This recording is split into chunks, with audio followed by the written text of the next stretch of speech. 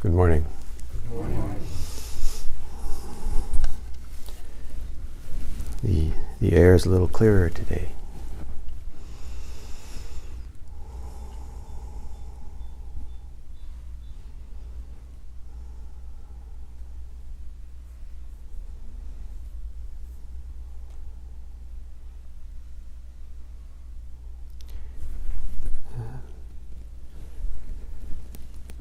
I think sometimes in the midst of our practice, we find ourselves wondering if what we're encountering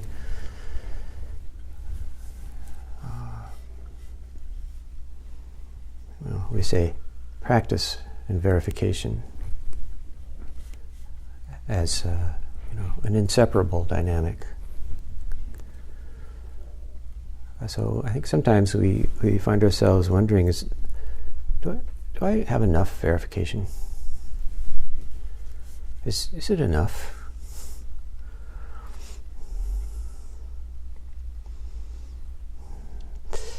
I think that's okay as long as we don't get confused by that question.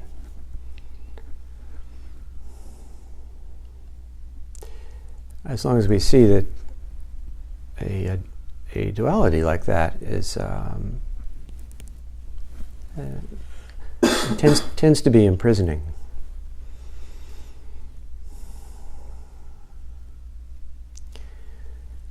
So if we spend time in our practice, looking for some sign that we can label, oh, that means it's enough. And now I can relax and feel like a real Zen person. But then there might come a day where, well, wait, now I don't feel like that anymore. Well, now what do I do? I better go sit sesshin so I can feel like that again. And that might work. Or you might have one of those sesshin where you feel like, oh no, that didn't work at all. I better do another session.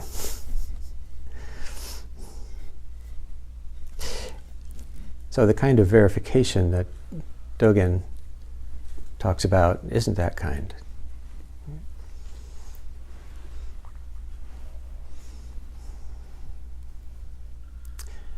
From that point of view, we're forever pretty much going to be practicing to arrive at verification.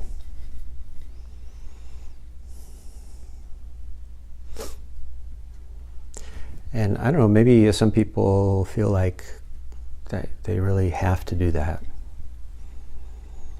It's like, well, okay. I want to suggest that that's not necessary.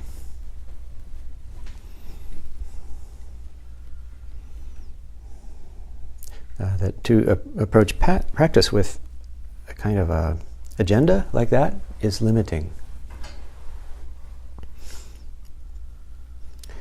And one of the challenges of the practice of Zazen is to accept the way that it's actually limitless.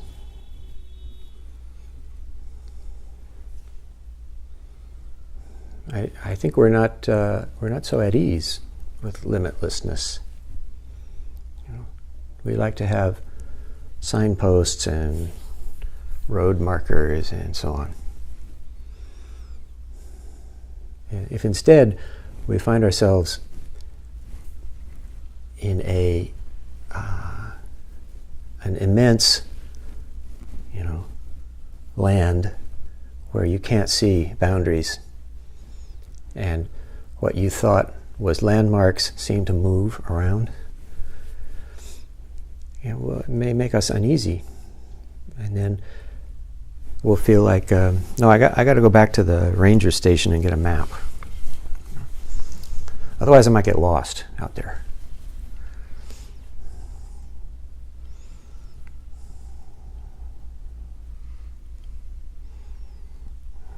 There's a kind of lostness that is a tremendous gift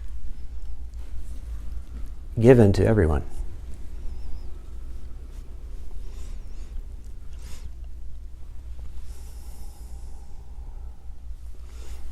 It's quite okay to, take our seat in the meditation hall or wherever we are and be lost.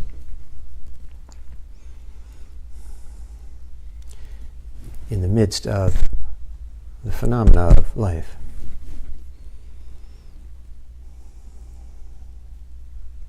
This body-mind is, so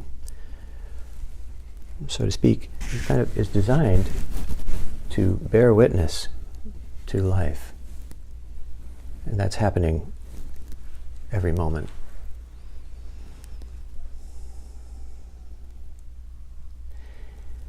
And in our practice of Zazen, it's a remarkable opportunity just to sit and enjoy that.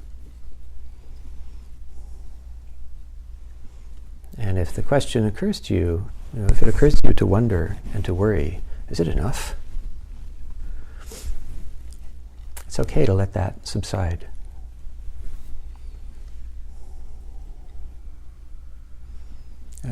Some people say, well, wait, what about effort? Zen is supposed to take great effort. And that's true, but the effort is not to be led astray by our various concerns. To let the mind be the mind. The body be the body.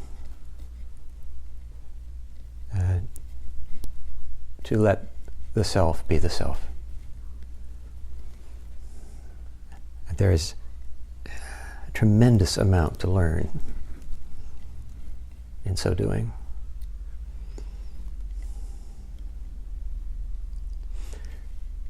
There's this old Zen saying, I can't remember who came up with it, but one of those Zen guys or gals, maybe you've heard it before. It's if you have a staff, I'll give you a staff. If you have no staff, I'll take your staff away.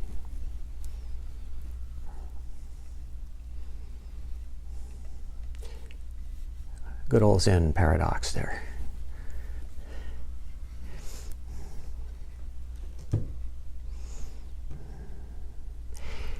The function of the teaching is something like that.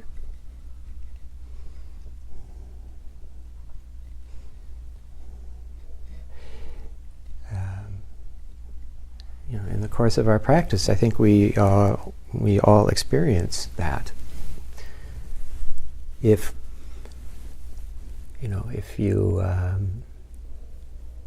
you have something, you can consult the teacher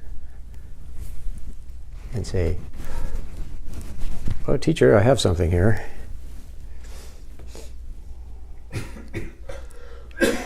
The teacher then typically will say, "Okay, how about this? Here's this.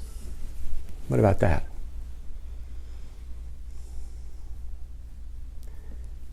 And if instead you consult the teacher and say, complain as ancestor Dongshan did to his teacher that he didn't have the eyes of practice.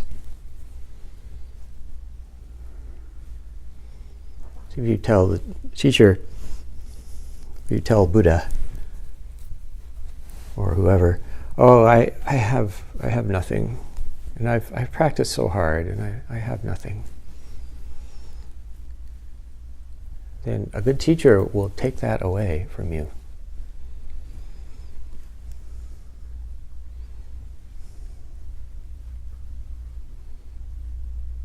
And maybe congratulate you if indeed you have nothing.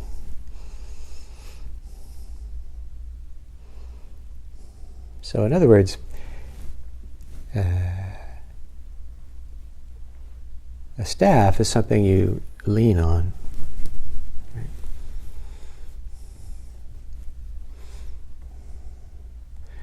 So if you're leaning on something,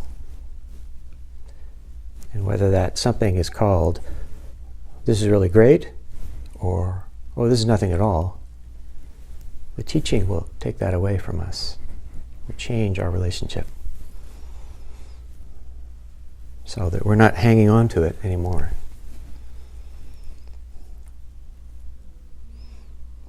So instead of, oh, I have to lean on this staff I've found, Buddha will tell us, no, you don't need to depend on that.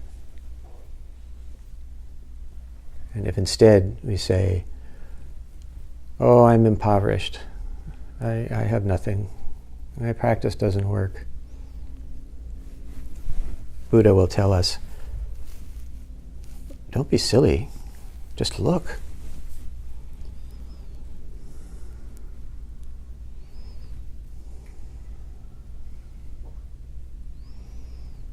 So the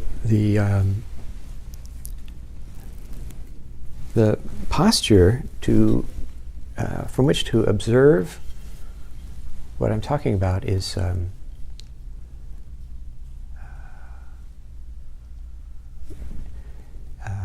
one of poise. Yeah?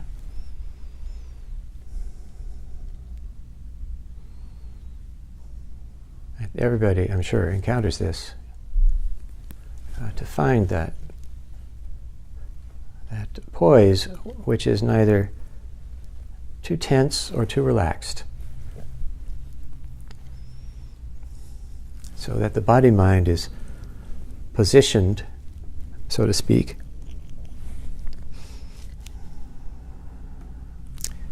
we sometimes say, at the source.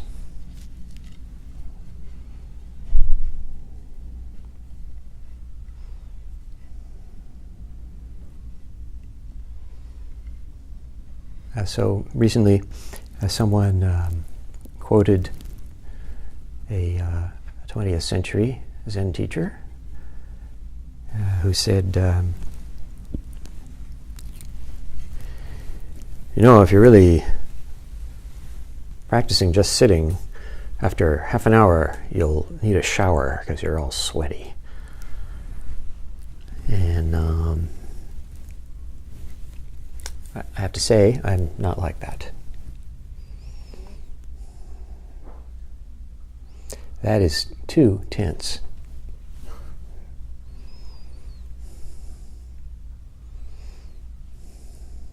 On the other hand, if you're kind of slumped over and falling asleep, that's too loose.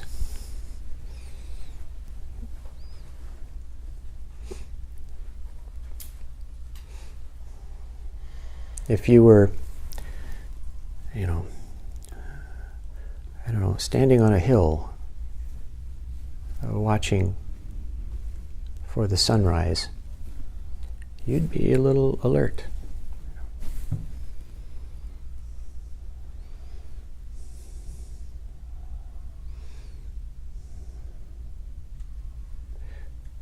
So we're going to have our retreat in a couple of weeks, and you're all invited, and I invite you not to sweat.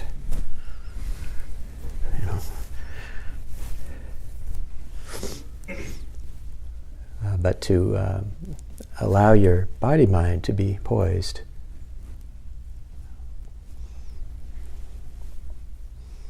Sometimes the analogy is, if you're a naturalist and you're out in the forest and you want to see some creatures, you're very still, and they will come to you.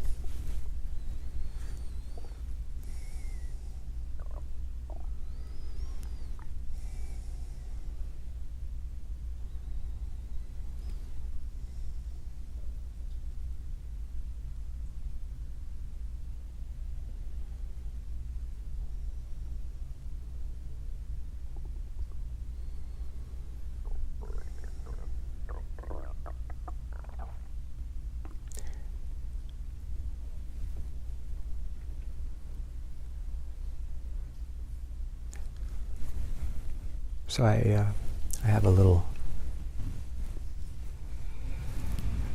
poem,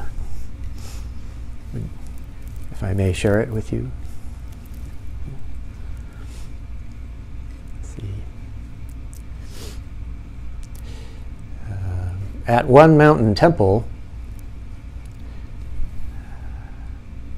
dawn steals over the land.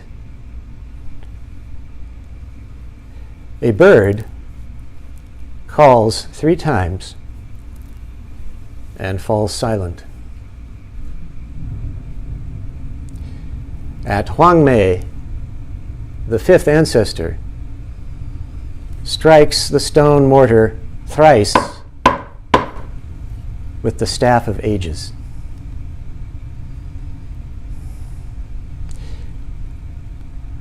The finest gifts are the ones that are not sought after.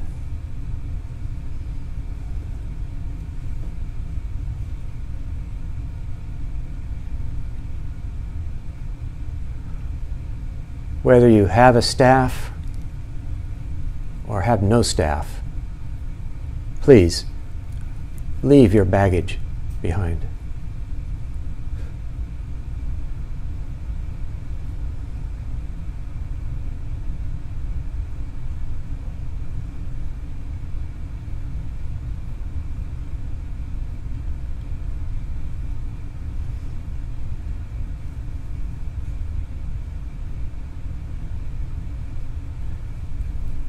Do you have some question, Jay?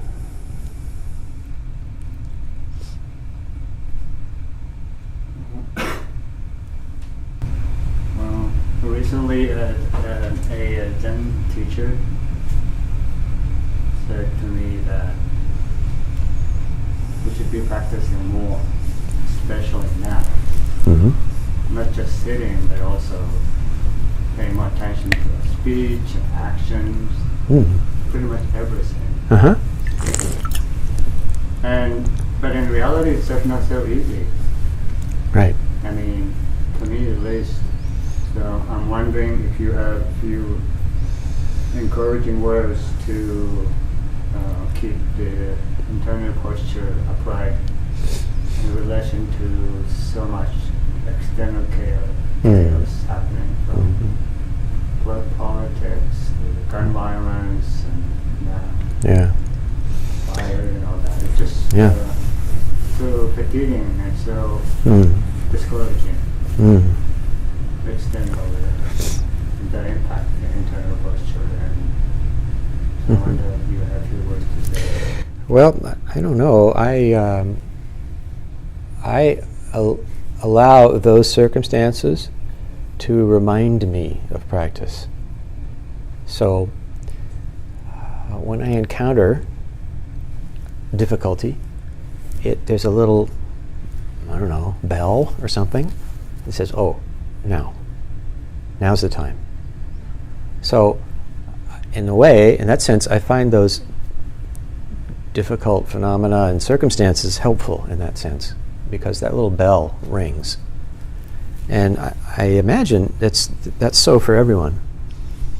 So if we develop the, reflex that when confronted with some difficulty, we think practice, then that's a very full practice agenda, a very full menu. There aren't any tricks, really. If we don't let the actual phenomena of our life draw us or call us back to practice, then it's going to be much more difficult. So I would say don't look for anything special, but that sense of, oh, this is difficult, or oh, this is sad, or I don't know what to do, all of those ring that little bell. It's like, oh, okay, now be completely present. Does someone need something? Can I help? This is practice, and it's supported by Zazen. In Zazen, you start to become very sensitive to that bell. And once the sound of that bell is extremely familiar, then everything will be like a call to practice. So I don't know if that's what you had in mind, but did the person you were speaking with have other recommendations? Very similar, but well. sitting with so much noise, sitting with whatever that is warm zazen. Yeah. There's nothing special, just sitting with it, and there's so much internal spinning and looping. Right, and another way to say it is that bell summons us to presence. Right? Be completely here with whatever it is, and that's a very powerful practice.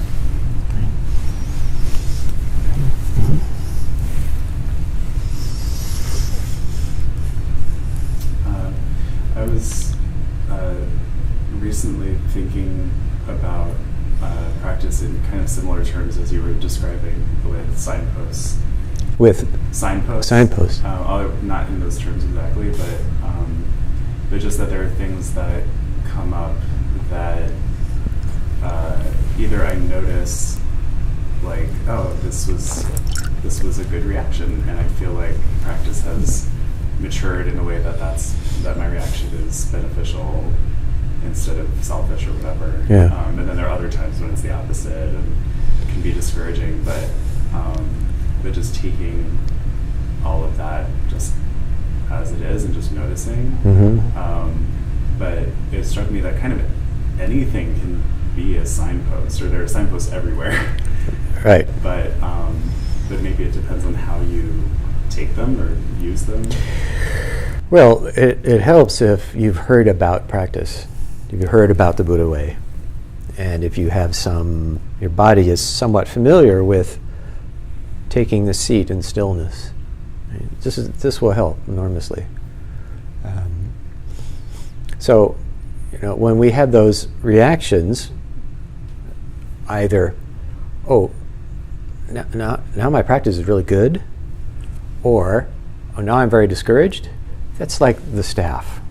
So it'd be good not to lean on that and just let that go. And start from zero all over again. Bring complete presence to whatever's happening. Okay? Yeah. Do you think complete presence is something you're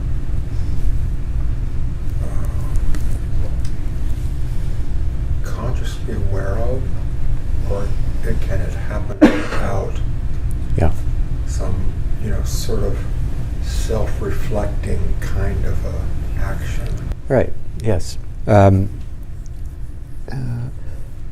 instance, if, we're out in the street or something, and something startles us, that there's unmediated instant presence there. So no, it doesn't require necessarily some self-reflective moment, but that's okay too if that happens. So yeah, it's an innate and immediate capacity that we have. Everybody.